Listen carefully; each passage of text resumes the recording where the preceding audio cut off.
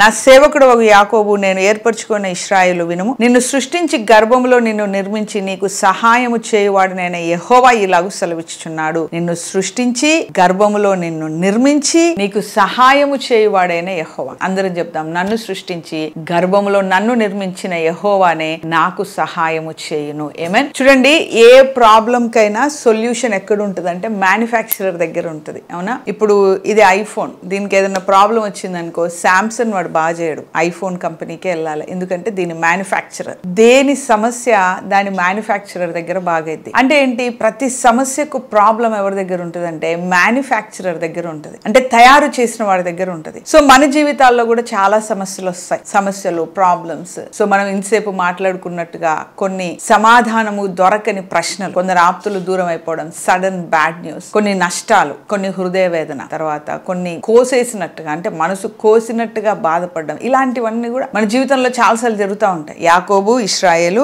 భయపడుకుము, నేను నీకు యజమానిని, నీకు సృష్టికర్తను, నీకు తండ్రిని, కాబట్టి నీకున్న ప్రతి సమస్యకు సమాధానము తండ్రి యొద్ద, దేవుని యొద్ద, సృష్టికర్త యొద్ద దొరుకుతుంది. కాబట్టి నువ్వు భయపడుకుము. సో కాబట్టి మనందరూ కూడా చెప్పాలా, నా తండ్రి దేవుడే, నా సృష్టికర్త దేవుడే, నా యజమాని కూడా దేవుడే, నా స్నేహితుడు కూడా దేవుడే. సో దేవుడికి చాలా పొజిషన్స్ ఉన్నాయి మన లైఫ్ లో. కాబట్టి నా ప్రతి సమస్యకు సమాధానము నా దేవుడి దగ్గరనే వస్తుంది. కాబట్టి చాలా సార్లు సమస్యలకు సమాధానము మనుషుల దగ్గర కోరుకుంటాం. ఎందుకు ఇలా జరిగింది, మీ ఒపీనియన్ ఏంటి? ఎందుకు ఇలాగైంది, మీ ఒపీనియన్ ఏంటి? ఇలా ఎందుకు జరుగుతుంది అంటారు లోకంలో, మీరు ఏమనుకుంటున్నారు అని మనము చాలా మంది తత్వవేత్తలు, జ్ఞానులు అన్న వాళ్ళని మనం అడుగుతాం. కానీ దేవుడు అంటున్నాడు, వాళ్ళని కాదు అడిగేది, నన్ను అడుగు. నేను నీ తండ్రిని, నీ యజమానిని, నీ ఓనర్ని, నీ సృష్టికర్తను. కాబట్టి నీ డౌట్లన్నీ కూడా నన్ను అడుగు, నేను క్లారిఫై చేస్తానని దేవుడు అంటున్నాడు. కాబట్టి సో దేవుడు ఆది నుంచి కూడా మనిషితో ఒక పర్సనల్ రిలేషన్షిప్ ని కోరుకుంటున్నాడు. ఆది నుంచి ఒక వ్యక్తిగత సంబంధాన్ని కోరుకొని ఆ వ్యక్తిగత సంబంధంలో నుంచి మన ప్రతి సమస్యకు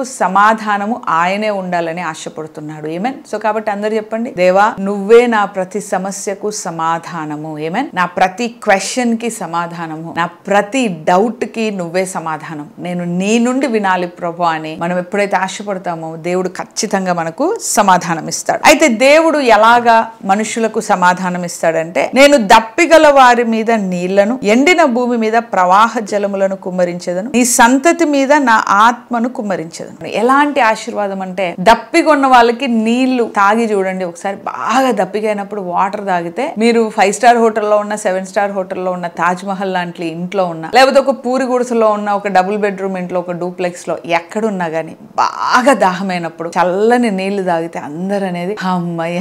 అవునా? 7 స్టార్ వాళ్ళకు డిఫరెంట్ అమ్మయ్య, లేకపోతే గుడిసెల వాళ్ళకు డిఫరెంట్ అమ్మయ్య ఉండదు. మనిషి మానవ లోకానికి అందరికీ కూడా ఆ దప్పిగొన్నప్పుడు దాహము తీర్చబడితే ఆ తృప్తి అనేది అందరి మానవ లోకానికి ఒకేలాగా ఉంటుంది. సో అందుకే దేవుడు ఏమంటున్నాడంటే, దేవుడిచ్చే ఆశీర్వాదం ఎలా ఉంటుందంటే, నువ్వు ఏ విషయంలో దప్పిగొన్నావో ఆ విషయంలో దేవుడు నేను తృప్తిపరుస్తాడు. సో కాబట్టి being serious is very very important. అంటే దేవుడి దగ్గర ఆశీర్వాదాలు మనం పొందుకోవాలంటే మనం ఎంత సీరియస్ ఉన్నామో ఆయనకి కావాలా. ఓసారి అడిగేసి వదిలేస్తే లైట్ తీసుకున్నారులే, వాళ్ళే లైట్ తీసుకున్నారు, నేను ఎందుకు ఇవ్వడం అన్నట్టుగా ఉంటుంది పరలోకానికి. కానీ నువ్వు సీరియస్ గా, నో నాకు కావాలి, నాకు కావాలి, నేను చేస్తాను, నేను ఇది అనుకుంటున్నాను, ఇది కోరుకుంటున్నాను, నేను ఈ వాగ్దానాన్ని ఆశపడుతున్నాను, ఈ ప్రవచనాన్ని కొరకు ఎదురు చూస్తున్నాను, సో ఇలాగ నా జీవితం మలుపు తిరుగుతుందని నేను ఆశపడుతున్నాను, నీ గొప్ప కార్యాన్ని నేను చూస్తానని ఆశపడుతున్నానని, if you are very serious about it, నువ్వు చాలా సీరియస్ గా ఆ విషయంలో ఉంటే, నువ్వు దప్పిగొన్నావని దేవుడు గ్రహించి దప్పిగొన్న వాళ్ళ మీద నీళ్లను కుమ్మరించినప్పుడు ఎప్పుడైతే మనం ఆశీర్వాదాన్ని పొందుకుంటాం, ఆహా అమ్మయ్య అన్నట్టుగా ఉంటది. అలాగే దేవుడు ఆశీర్వదిస్తాడు. తర్వాత ఎండిన భూమి మీద ప్రవాహ జలములను కుమ్మరించేదను. చూడండి, ఎండిన భూమి మీద ప్రవాహ జలములను దేవుడు కుమ్మరించాలంటే, ఇప్పుడు ఎండిన భూమి ఉంది అనుకోండి, ఒక గ్లాస్ నీళ్లు పోయండి, ఒక్క చుక్క కనబడదు, మళ్ళీ పోయండి, ఒక్క చుక్క కనబడదు, మళ్ళీ పోయండి, కనబడదు, మళ్ళీ పోయండి, కనబడదు. ఒక డ్రమ్ము నీళ్లు పోస్తే అప్పుడు దాని దాహం తీరి మీరు కొంచెం మడుగులాగా తయారైస్తుంది. అప్పుడు ఇంకో డ్రమ్ము పోస్తే అప్పుడు కొంచెం మడుగులాగా తయారైతుంది. అంటే ఎండిన భూమిని ప్రవాహ జలములాగా కుమ్మరించాలంటే ఒక్క గ్లాస్ నీళ్లు, 2 గ్లాస్ నీళ్లు, ఒక్క డ్రమ్ము నీళ్లు పోస్తే కాదు, ఒక డ్రమ్ముల నీళ్లు పోస్తే తప్ప అది ప్రవాహ జలములాగా మారదు. అంటే మనము చాలా దాహముతో నాకు ఇది ఇది కావాలి అంటే ఒక దర్శనము కావాలి, ఒక ప్రవచనము కావాలి, ఒక ఆత్మవరము కావాలి, దేవుడి కొరకు వాడబడాలి, లేకపోతే ఒక ఆశీర్వాదం కావాలి, లేకపోతే దేవుని పిలుపు నాకు కావాలి, దేవుని ఏర్పాటు నాకు కావాలి, దేవుని ముఖ దర్శనం నాకు కావాలి. ఏదైనా అది ఆత్మీయ అవసరత కావచ్చు, లోక సంబంధమైన అవసరత కావచ్చు, నీ హృదయ వాంఛ కావచ్చు, ఏదైనా కావచ్చు. దేని గురించి అయినా నువ్వు చాలా సీరియస్ గా ఉన్నప్పుడు I want it, I need it అన్నట్టుగా నువ్వు ఉన్నప్పుడు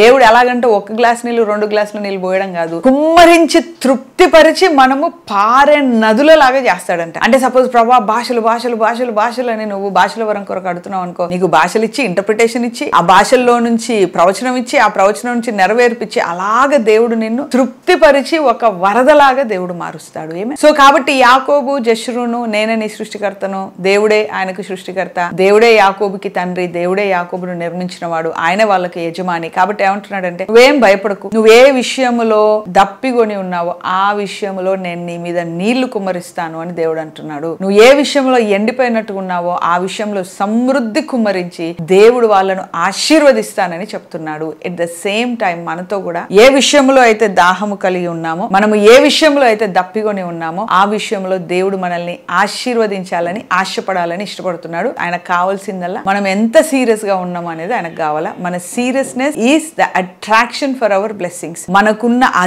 జీల్ అంటారు కదా, ఆ యొక్క సీరియస్నెస్, ఆ ఆశ, ఎంత గొప్ప ఆశ ఉంటే అంత త్వరగా అంత గొప్పగా దేవుడు ఆశీర్వదిస్తాడు. ఏమేన్ నీకు పుట్టిన వారిని నేను ఆశీర్వదించను. మన ఆశీర్వాదాలు మనతో ఆగిపోవు, పుట్టిన వారికి నెక్స్ట్ జనరేషన్ కి ఆశీర్వాదాలు వెళ్తాయి. నీటి కాలువల యొద్ద నాటబడిన నివరంజి చెట్లు గడ్డిలో ఎదుగునట్లు వారు ఎదుగుదురు. ఒకడు నేను యెహోవా వాడను, మరి ఒకడు యాకోబు పేరు చెప్పుకొనును, మరి ఒకడు యెహోవా వాడనని తన చేతితో వ్రాసి ఇశ్రాయేలును మారు పేరు పెట్టుకొనును. ఇశ్రాయేళ్ల రాజైన యెహోవా వారి విమోచకుడైన సైన్యములకు అధిపతి యెహోవా ఇలాగ సెలవిస్తున్నాడు, నేను మొదటి వాడును కడపటి వాడును, నేను తప్ప దేవుడు లేదు. ఏమంటున్నాడు, నీ నెక్స్ట్ జనరేషన్ కూడా ఆశీర్వదింపబడుతుంది. ఆ నెక్స్ట్ జనరేషన్ లో నేను దేవుడి వైపు, నేను ఇశ్రాయేలు వైపు, నేను ఎన్నుకున్న వాడను, దేవుడు నన్ను ఎన్నుకున్నాడని ఇలాగ వాళ్ళు ఆత్మీయ సంబంధమైన పేర్లు పెట్టుకొని సంబరపడతారు. నేనే నీ విమోచకుడను, నేనే సైన్యములకు అధిపతి యగు దేవుడు అని దేవుడు చెప్తున్నాడు. ఆయనే మన విమోచకుడు, ఆయనే సైన్యములకు అధిపతి యగు యెహోవా, ఆయనే మన పక్షాన ఉండే దేవుడు. సో కాబట్టి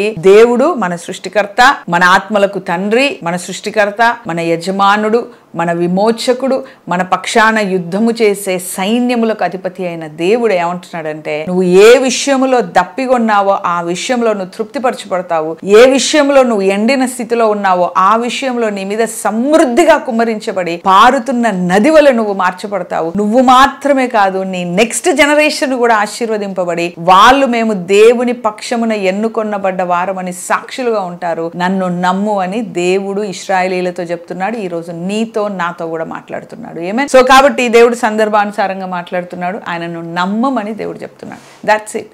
అంతే. కొన్ని పరిస్థితులకు మనకు ఆన్సర్ దొరకదు, కానీ ఆయన నమ్మాల. We have to believe. దాన్నే ఫెయిత్ అంటాం.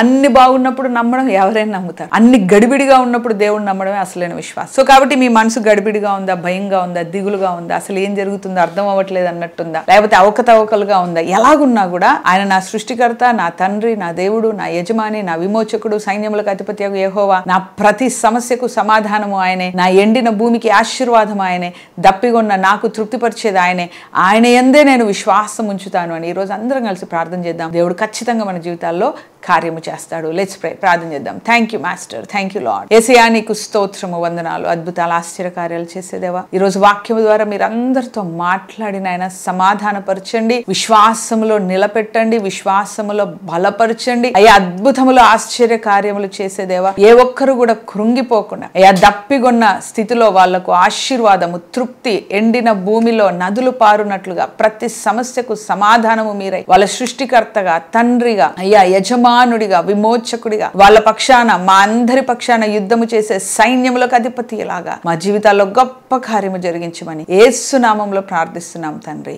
ఆమేన్, ఆమేన్, ఆమేన్.